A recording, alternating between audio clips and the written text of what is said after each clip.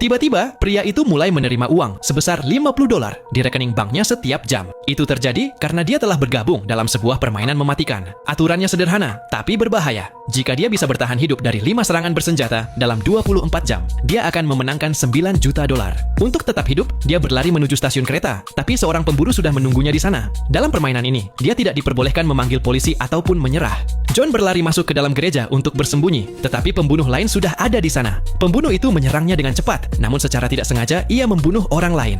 Seketika penyerang sebenarnya muncul, mengunci pintu gereja, dan menyerang John dengan palunya. Tepat saat pembunuh itu hendak memukul, palunya tersangkut di pintu. John memanfaatkan kesempatan itu untuk melawan, mengunci pembunuh itu di dalam gereja, dan lalu melarikan diri. Namun, saat kabur, pembunuh itu berhasil menghantam kaki John dengan palunya, dan palu itu menancap di kakinya. John lalu membersihkan lukanya dengan cairan thinner, dan berusaha terus berjalan, tetapi akhirnya ia jatuh dan pingsan. Sementara itu, pembunuh lain mengetahui bahwa John masih hidup dan akan datang dalam waktu 1 jam lagi. John menemukan sebuah supermarket, mengambil seragam petugas stadion untuk menyamar, dan berbaur di tengah keramaian. Ketika pembunuh tiba, pada awalnya dia tidak mengenali John, tetapi pemilik toko melihat seragam curian itu dan memarahinya. Perhatian si pembunuh langsung tertuju pada John. John dengan cepat bersembunyi di bagasi mobil yang terbuka. Pembunuh itu mencarinya kemana-mana, tetapi tidak menemukannya. Ketakutan, John berpikir, ia harus pergi dari sini sekarang jika ingin selamat. Dia segera keluar dari mobil dan menuju pom bensin terdekat. Di sana, dia mencuri sebuah taksi dan berkendara langsung pulang untuk menemui istrinya. Namun tanpa ia sadari, pembunuh itu sudah tiba lebih dulu di rumahnya.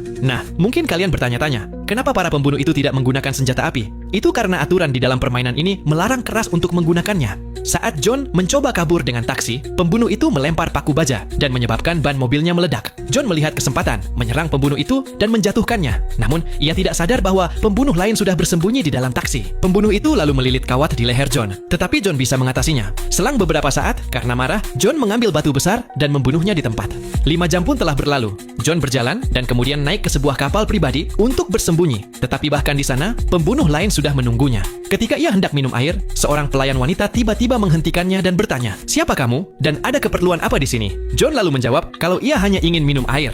Namun ternyata, wanita itu juga bagian dari permainan mematikan. Pertarungan sengit pun terjadi. Wanita itu lebih kuat dan mulai menyudutkan John. John segera berlari keluar dan berpegangan pada jembatan besi. Dia tidak sadar bahwa wanita itu mengikutinya. Begitu wanita itu menyusul, John menendangnya keras hingga jatuh ke air. Kemudian, ia memanjat naik ke jembatan dan pergi melarikan diri. Nah, cuplikan adegan dari serial TV ini bisa kalian saksikan dengan judul Most Dangerous Game 2020.